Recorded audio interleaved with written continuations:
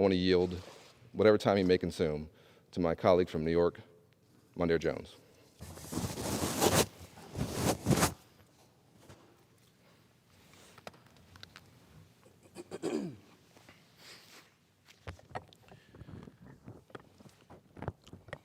Mr. Speaker, I want to thank my friend and colleague, Congressman Allred, for his leadership in the fight to protect the fundamental right to vote and to save our ailing democracy.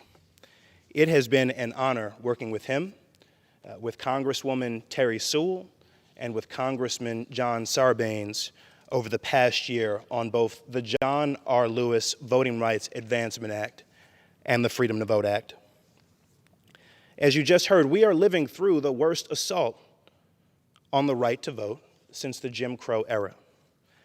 And yesterday, on the Senate floor, white nationalists used the Jim Crow filibuster to block voting rights legislation.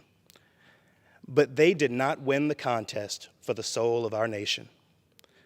I rise to affirm that we, the people, aren't giving up that easy. We never give up. We, the people, didn't give up when, after we finally ended the scourge of slavery in this nation, white nationalists fought back, violently unraveling Reconstruction, throwing duly elected black people out of office, and barring black voters from the voting booth for generations. We responded by organizing. Progress came in fits. It took us nearly a century. But progress came. It came in the courtroom, where Thurgood Marshall helped to end a century of legalized segregation. It came on the streets, where the March on Washington and the Montgomery bus boycott produced meaningful social change. And of course, it came in Congress, where, after considerable pressure from the civil rights movement, this chamber and the Senate passed the Voting Rights Act into law, and they overcame a filibuster to do it. Imagine that.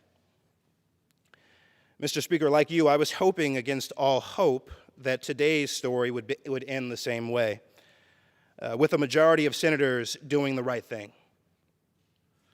To those of you watching at home, to the millions of you who put it all on the line to save our democracy, to see the Freedom to Vote John R. Lewis Act become law, I feel your pain right now. But I do not despair.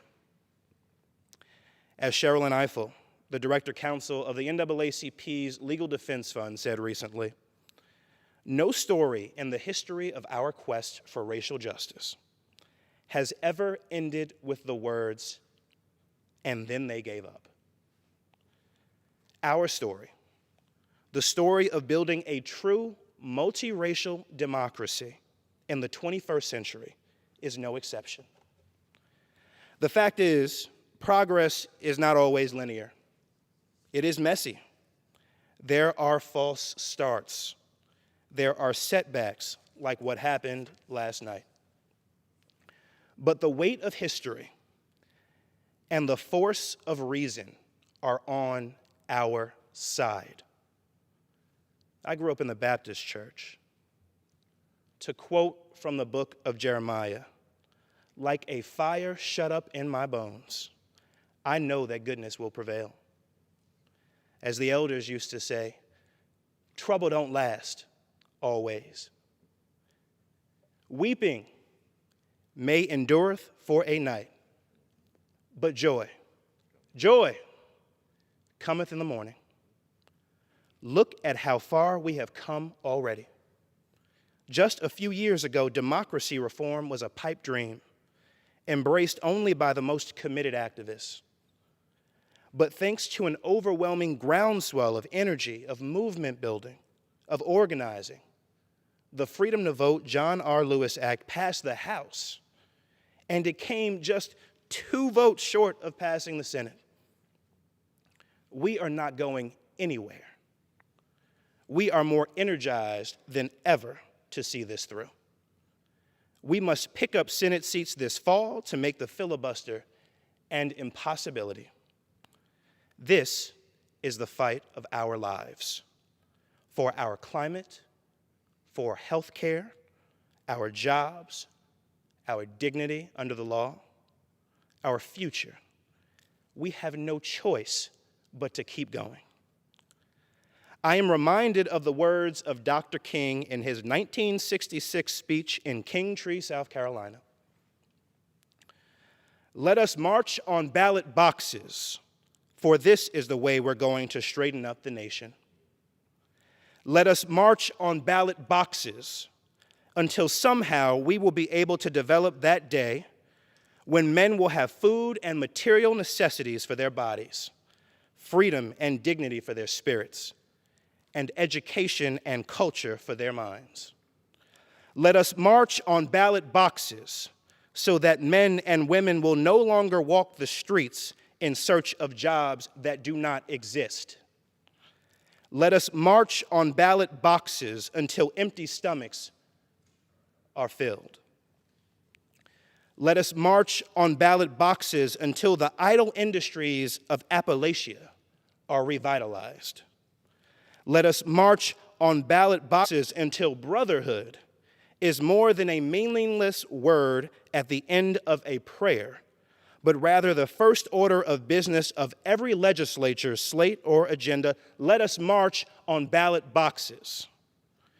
Dr. King's words are as true today as they were nearly 60 years ago. But while our work must include the ballot box, we know that it also must go beyond it. We must envision the world as we want it, and we must do everything in our power to bring about that world. Hold your elected officials accountable. Educate your friends, your family, your neighbors. Change their hearts and minds. Mr. Speaker, unlike John Lewis and his generation, we are not called to risk our lives. We are merely called to exercise the rights that they helped us to win, our votes and our voices. Like those before us, let us march on.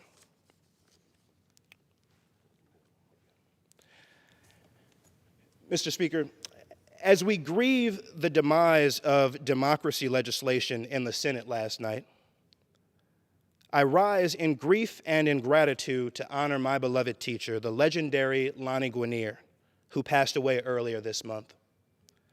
Lani Guinier's life defies summary. She began her career in the Civil Rights Division at the Department of Justice. She led voting rights advocacy at the NAACP Legal Defense Fund, often driving alone at night through hostile places, like from Selma to Mobile, Alabama, to win 31 of the 32 cases she argued.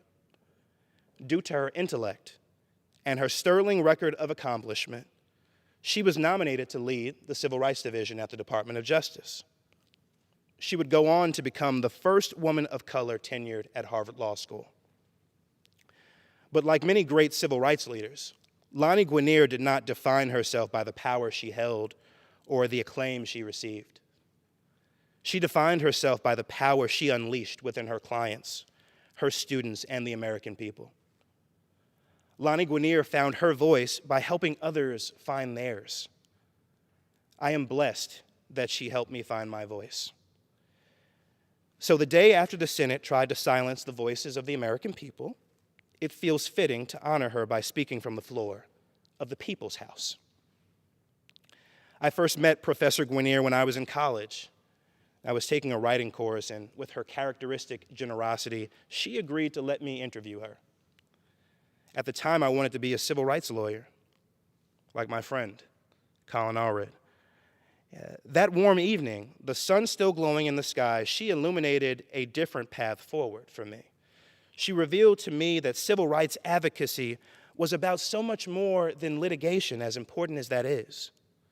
It was also about leveraging the power of impacted communities to transform entire institutions. Without meaning to, she helped persuade me to become a legislator. When I arrived at law school, Professor Guinier taught me more than I could ever have expected. not just everything I know about voting rights law, but also how to become the person I hope to be. As the first woman of color to be tenured at Harvard Law School, Professor Guinier showed us that being a first is not a privilege, but a responsibility.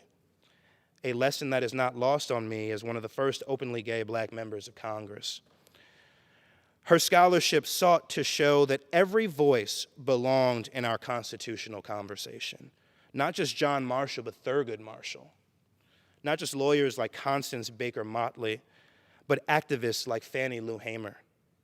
Not just the people whose names make the history books, but the seemingly ordinary people living lives of extraordinary service. While most law professors obsess over jurisprudence, what judges do, say, and think, Professor Guinier opened our eyes to demos prudence, the law that emerges from and enhances the power of the people. She knew that she knew that justice is not the work of justices alone. At heart, Professor Guinier was a democratic idealist, a prophetic voice who called us to reconstruct our democratic institutions and reimagine our democratic identities. She cautioned us that winner-take-all elections risk converting political competition into mutually assured destruction, intensifying conflict and underrepresenting those already underrepresented. She helped Congress reinvigorate Section 2 of the Voting Rights Act, work the Supreme Court subverted last year in Brnovich v. DNC, and which I was proud to help restore by introducing the Inclusive Elections Act, which we passed in the House, but unfortunately the Senate rejected last night through the filibuster. After the court demolished the Voting Rights Act's foundation in Shelby v. Holder in 2013, she urged Congress to not only repair the damage, as we did in the House, but as was blocked last night by the Jim Crow filibuster, but she also encouraged us to guarantee an affirmative right to vote. I have been honored to answer that call by introducing the Right to Vote Act, which also passed the House last week as part of the Freedom to Vote John R. Lewis Act. Beyond prescribing specific reforms and remedies, Professor Guinier urged us to see that democracy was not a zero-sum war over the power to dominate, but rather a delicate project of sharing power with one another as equals. A democracy, she said, is not something we inherit. It is not something that we inhabit. It is not something that we consume. It is something that we actively build together.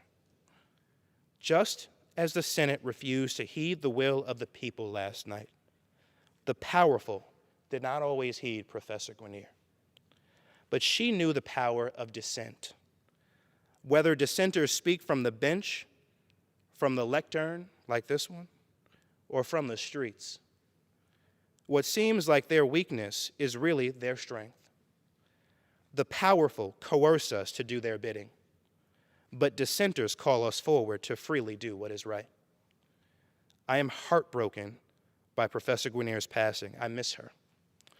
But Professor Guinier, even now, you show me that accepting myself as I am can help me to center the people that I serve. You inspire me to protect and perfect our multiracial democracy. I once asked you how to advance that mission. In today's times, you said, I think that's the question for your generation. With our democracy on the line, may we, the people, lift every voice to answer. Mr. Speaker, I yield back.